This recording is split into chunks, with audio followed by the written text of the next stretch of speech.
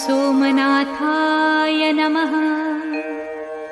ॐ मल्लिकार्जुनाय नमः।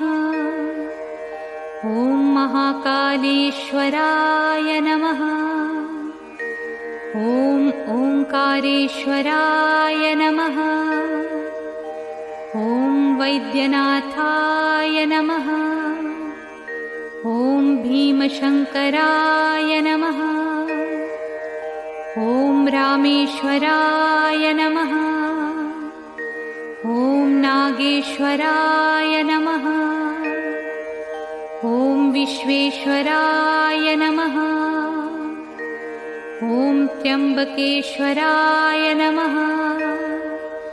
ॐ केदारेश्वराय नमः।